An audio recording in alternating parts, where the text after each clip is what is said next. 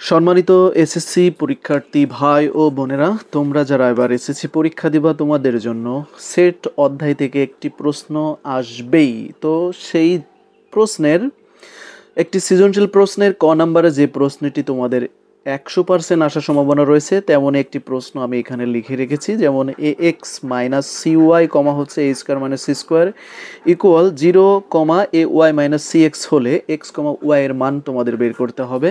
তো আমরা প্রথমেই যদি এটা সমাধান করতে চাই তাহলে আমাদের লিখতে হবে ক্রমজোড়ের শর্ত অনুসারে আমরা পাই ক্রমজোড়ের শর্ত অনুসারে।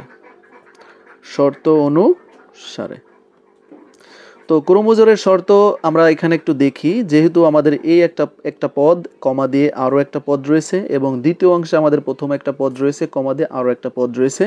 তো আমাদের কাজটা হবে কি, এই প্রথম পদের সাথে প্রথম পদ নিয়ে আমাদের কাজ করতে হবে এবং দ্বিতীয় পদ নিয়ে আমাদের কিন্তু আসলে দ্বিতীয় পদ নিয়ে কাজ করতে হবে। তো ক্রমজোড়ের শর্ত অনুসারে লেখার সাথে সাথেই আমরা এখানে লিখব a x minus c y equal হচ্ছে 0। তো এখানে থেকে আমরা যেটা রাখতে পারি সেটা হলো আমরা এখান থেকে রাখতে পারি এ এক্স, যেহেতু আমি এখান থেকে এক্স এর মান বের করব, তাই আমি এখান থেকে মাইনাস সি ওয়াই পাশে যদি আমি পক্ষান্তর করি বা পার্সেন্স করি সেক্ষেত্রে কিন্তু আসলে এটা প্লাস সি ওয়াই হবে। এবং এখান থেকে যদি আমি এক্স রেখে দেই তাহলে আমাদের কিন্তু ক্যালকুলেশন দাঁড়াবে সি ওয়াই বাই এ। এটাকে আমরা 1 নাম্বার সমীকরণ ধরতে পারি। আমরা এখান থেকে লিখব আবার।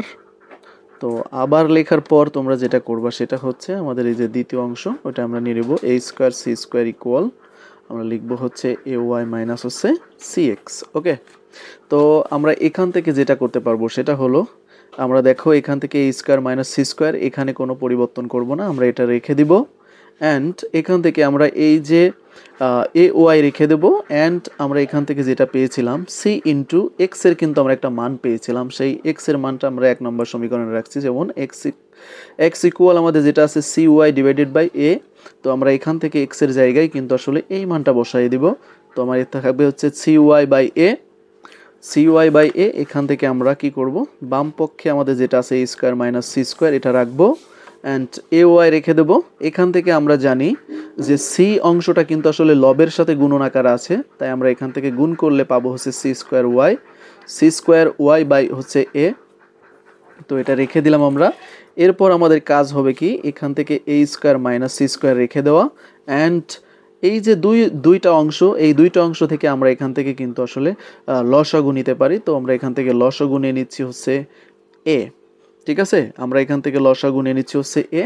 তাহলে এ দিয়ে যদি আমি এইটাকে করি তাহলে আমরা সবাই সাধারণত জানি তাহলে কিছু না থাকা মানে 1, আর 1 এর সাথে যদি আমি এ দিয়ে ভাগ করি তাহলে আমার ভাগফলটা এ। ভাগফল দিয়ে যদি আমি এ ওয়াইকে গুণ করি তাহলে আমি এখান থেকে পাবো মূলত এ স্কোয়ার ওয়াই।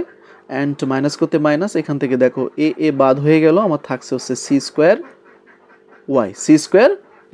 এরপর আমরা যেটা করব সেটা হলো এ স্কোয়ার মাইনাস সি স্কোয়ার রেখে দিব। অ্যান্ড এখান থেকে আমরা এ রেখে দেব।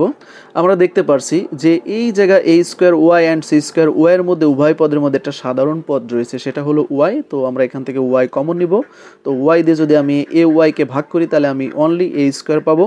অ্যান্ড মাইনাস করতে মাইনাস, এখান থেকে দেখো ওয়াই বাদ হয়ে গেল, আমার থাকবে হচ্ছে সি স্কোয়ার। ওকে, এতটুকু। এখান থেকে দেখো আমরা এই যে এখানে যে এ স্কোয়ার পেয়েছিলাম মাইনাস সি স্কোয়ার, তো আমরা এই জায়গায় যে লবের অংশ যদি আমরা এটা বাম পক্ষে নিয়ে আসি তাহলে সেটা গুণন থাকার কারণে নিচে এসে ভাগ হবে। এই টোটাল অংশটা কিন্তু আসলে এই নিচে নিয়ে চলে আসতে পারি। যেমন এখানে আছে ওয়াই, তো এই যে এই লবের অংশ আমরা এই পাশে নিয়ে আসলে ভাগে আসবে, তাই আমরা ভাগে দিয়ে দিলাম। যেহেতু এর উপরে কিছু নাই তাই আমরা এখান থেকে 1 দিতে পারবো এবং নিচে এ দিতে পারবো। ঠিক আছে, এই ফর্মেটও করা যায়। তো আমরা দেখতে পারছি যে উপরের যে অংশটা এ স্কোয়ার মাইনাস সি স্কোয়ার, নিচের অংশ এ স্কোয়ার মাইনাস সি স্কোয়ার, তো এই অংশ কিন্তু আমরা বাদ দিয়ে দিতে পারি এবং কাটাকাটি করার কারণে উপরে কিন্তু একটা 1 থাকবে।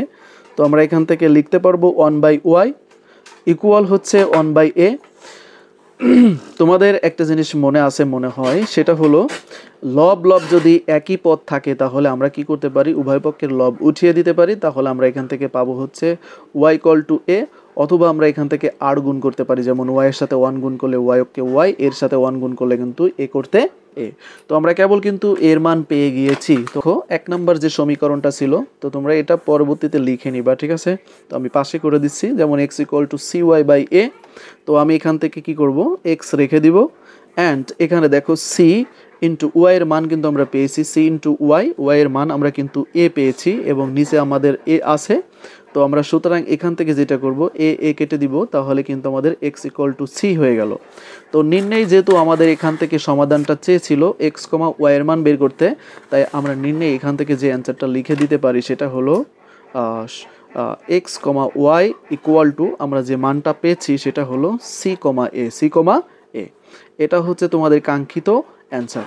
তো পরীক্ষায় যারা এসএসসি পরীক্ষা দিবা এবার, তোমাদের জন্য এই ক্রোমোজোরের শর্ত থেকে সেটের যে সৃজনশীলটা আসবে, সেই সৃজনশীলের এর ক নম্বর 100% তোমাদের এই ক্রোমোজোরের শর্ত থেকে একটি প্রশ্ন দিবে। যদি এটা মিস হয়ে যায় তাহলে তোমাদের হয় তালিকা পদ্ধতি দিবে, না হলে কিন্তু আসলে গঠন পদ্ধতির যে কোনো একটা তোমাদের দিবেই। তো হয় তালিকা গঠন, না হলে ক্রোমোজোরের শর্ত থেকে একটি 100% তোমরা পাচ্ছ।